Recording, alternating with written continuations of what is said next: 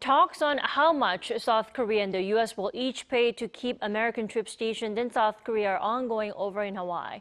Will they be able to strike an early deal? We're joined by Chris Casquejo from VOA this morning. Hello there, Chris. Good morning to you. Good afternoon to you. Chris, what are the two sides looking to get out of the three-day discussions? Let's start with the U.S.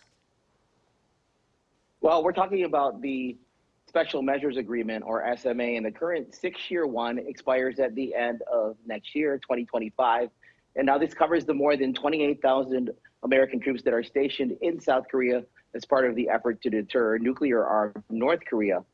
Now, in a statement, Linda Specht, who is the special advisor and lead negotiator for security agreements at the U.S. State Department, and she's leading the U.S. delegation in these negotiations this week in Hawaii, she said the United States seeks a fair and equitable outcome to the Special Measures Agreement discussions for both countries that will strengthen and sustain the U.S. ROK alliance.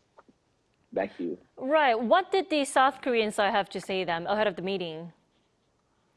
Well, the South Korean Foreign Ministry had very similar goals in their statement. They said the government will proceed with consultations with the stance that our defense cost sharing should be carried out at a reasonable level for establishing conditions for the stable stationing of U.S. forces in Korea and strengthening the Korea-U.S. combined defense posture. Now, their delegation is led by Lee Tae-woo, who is a senior diplomat and former consul general in Sydney that is leading that delegation that's meeting in Hawaii this week.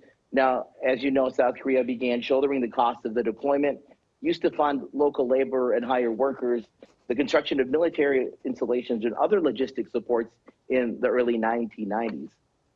Right, and what's so notable about the talks this time that they're taking place earlier than usual. Is it safe to say it's because of the possibility of former U.S. President Donald Trump making a White House comeback? Well, these negotiations are taking place 20 months before the expiration of the current SMA.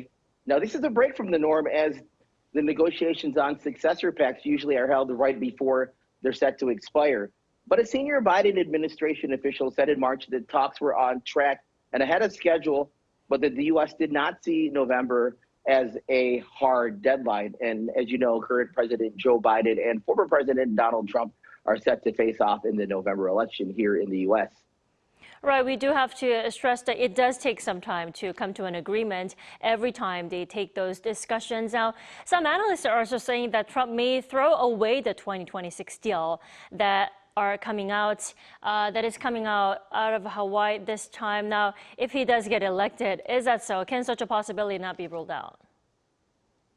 Well, you'll recall how contentious the negotiations were in 2019 when Trump demanded that Seoul pay as much as $5 billion per year in this cost-sharing agreement, and he accused South Korea of going on a free ride on U.S. taxpayers' dollars.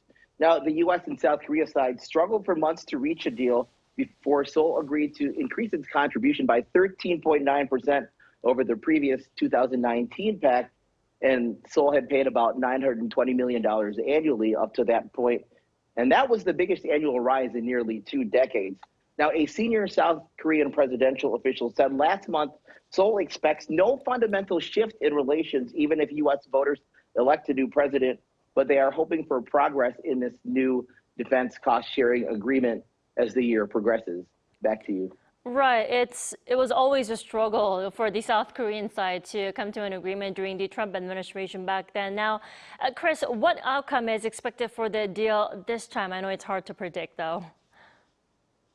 It may be hard to predict, but I mean, this is an agreement that has been one of the hallmarks of the U.S.-South Korea relationship for decades. So it's not expected that there are going to be any major hangups with the Biden administration. And, you know, as I said before that, those talks seem to be progressing on track, and we'll see if there's any major hangups as the week progresses. Right. The discussions are taking place for 3 days over in Hawaii. But Chris, how long should we expect the discussions to last this time? Well, we'll just have to see how it goes. I mean, last time it took months to reach an agreement in 2019. But since they're meeting 20 months early, hopefully they'll make some good ground in this week, and then they'll build upon that ground, and then they'll come to an agreement. But as far as the timetable, both sides haven't said anything about a timetable, but at least they are getting ahead of the game with the agreement set to expire at the end of next year. All right, Chris, thank you so much for the coverage this morning. We appreciate it as always. Good to be with you.